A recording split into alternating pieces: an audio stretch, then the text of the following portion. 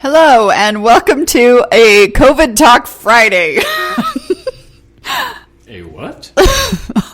Also known as Coffee Talk Tuesday on a Friday, because we're talking about The pandemic. the pandemic. How about Pandemic Thursday?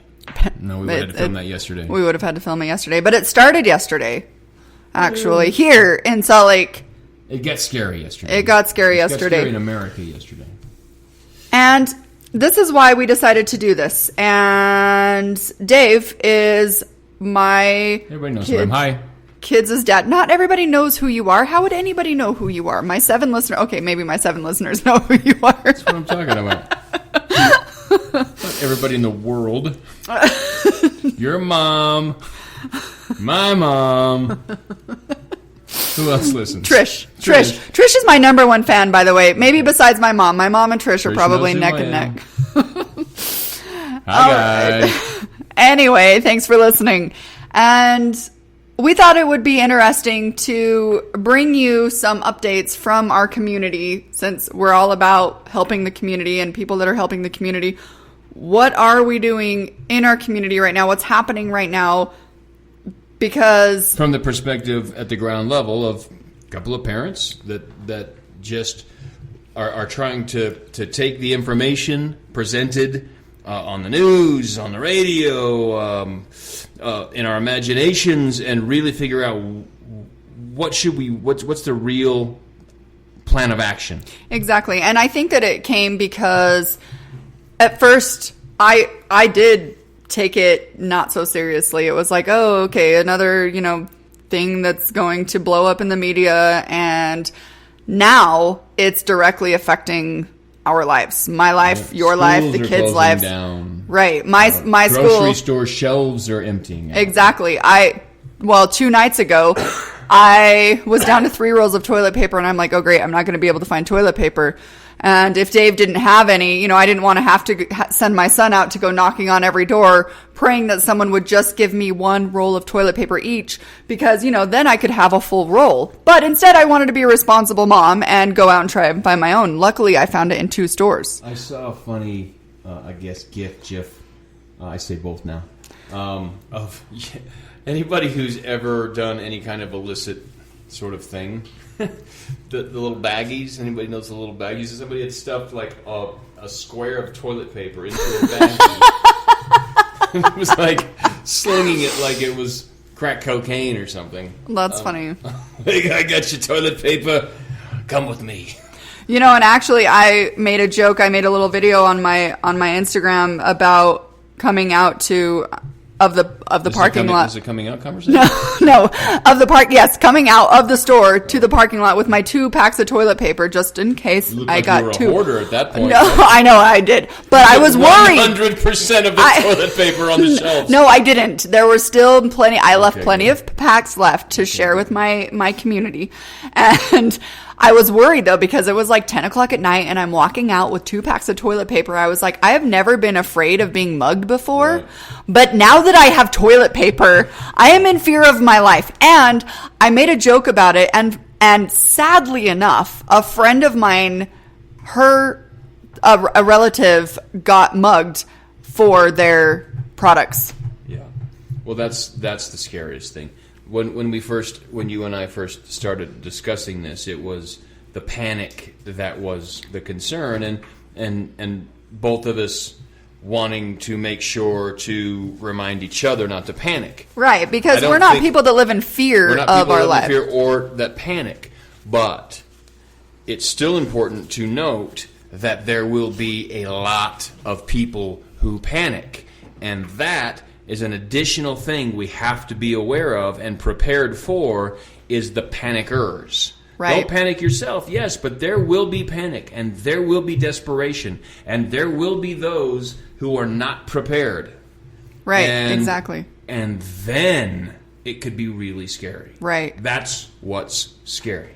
That is what's scary. More scary than getting sick, because if you get sick, then it's going to be like a 2-week flu. It's going to suck. It's not going to be fun. But beyond just getting sick for 2 weeks and a 2-week flu, you also have to self-quarantine where you can't go out. You can't have people come visit. Right. The real unknown is, will I be in a situation where I can't walk out of my front yard? Will I be in a situation where me and everybody else in my neighborhood have it, and right. as long as we can get out of bed, we go outside and we share what we have? We just don't know. Right, and that's, I think, that the unknown is different, and how quickly it's spreading and everything like that. Doing? And well, I wanted to say real quick that, like, I remember, because the hand, foot, and mouth disease was the first time Danny got it when she was little, and I remember having to be quarantined. Basically, I couldn't go out of our home. You were filming something, and I was home with Danny, stuck at home for at least a week, if not 10 days, by myself with my baby. And luckily, I was fine. I had enough to get me through that. But now it's not just me. It's everybody, and so Utah's always had a history of the 2-week supply. Right. And I think at least a large majority of Utahns are prepared for at least a short-term emergency. And so the stockpiling of goods at the grocery stores across the state is more just probably the ones who aren't prepared, and then the ones who are getting the final essentials. But I think the run on goods is likely to simmer down a little bit. Well, because there's nothing left on the shelves. But also because Utahns are notoriously prepared people, from the Boy Scouts to the Mormons to the idea of the resourcefulness, the industrious nature of Utah. Yeah, and we're really lucky about that. And as long as we all know that, and we all look after each other, everybody's likely to be fine. And that's really, I think, what we want to touch on today. Like, we are all in this together. Like, every single one of us is experiencing this at this point. It's kind of like taking back to 9/11, where, like, the whole country is experiencing something at the same time, and we're not used to this kind of epidemic or pandemic. Katrina was a natural disaster. 9/11 was an act of war.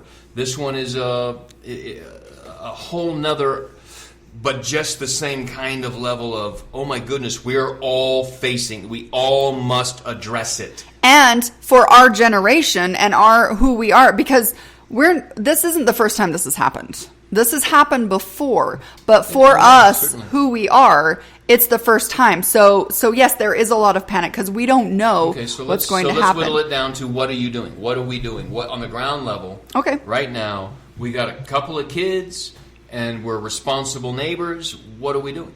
So to start off, when I found out my school was closing yesterday, all of our classes are going online. So that makes me as an individual have to say, okay, that is, that's something that I'm going to now have to readjust my entire schedule for. My kids now, so far, Jordan School District hasn't closed as of today. And so, but I'm starting to prepare. What if it does? And I'm used to being able to do my homework or do my work from home without the kids there. And now my personal life is like, okay, now I'm going to have to put a schedule together for school. You work from home with your foundation. Exactly. Your hours without distraction are critical for the value that you put back out through the foundation. Right. And so that you have to adjust there. The kids have to adjust there. Right. A lot of schools are feeding the children too. There's all kinds of.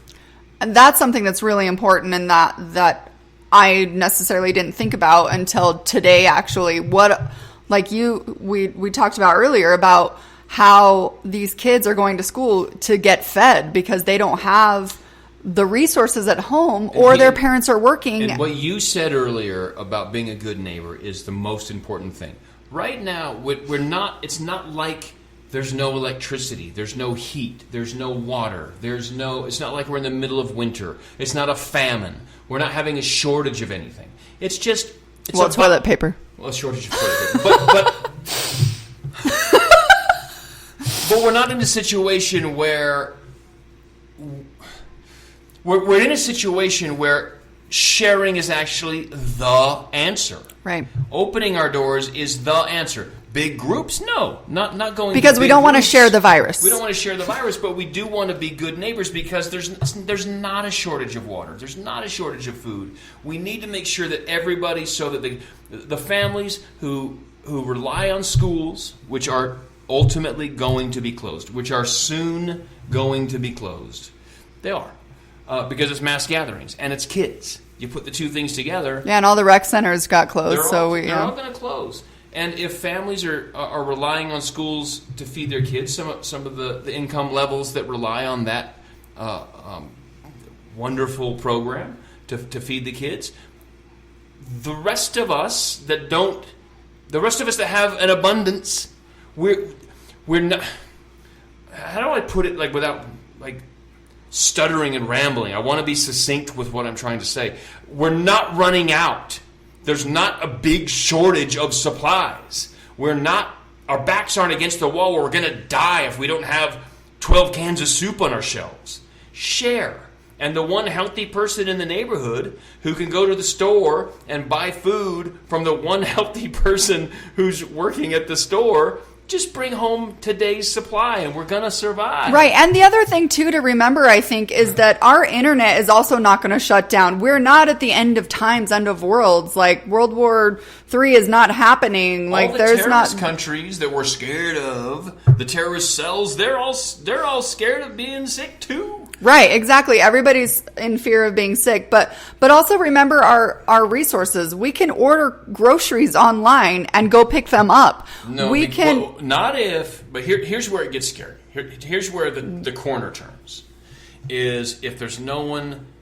If a community is hit because we're not following the wash your hands, stay out of big groups, let's make sure we don't spread it to each other guidelines, which is critical to contain this thing. If we're not following those guidelines, then there's nobody who can open the Smith's grocery store on the corner. True. And I've had conversations with people that think that we're blowing this out of proportion, we're taking extreme measures.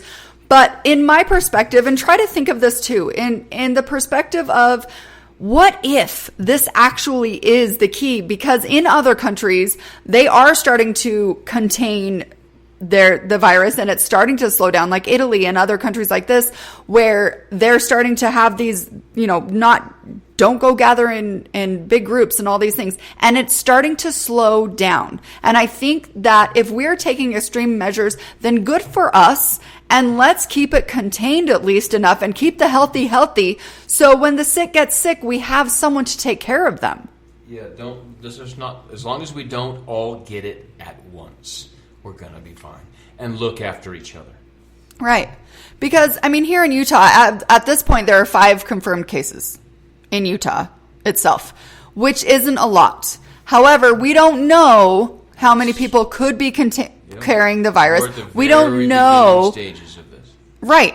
But if we are only at the beginning stages of it and we contain it now, then that means we can nip it in the bud and it's not going to get like it is in Italy. It's not going to get like it is in China and all those other countries. Because, whoa, what's happening? We didn't even know this was coming. We do have the advantage of knowing what the looming potentiality of danger and to be prepared for it. Right. We have that advantage.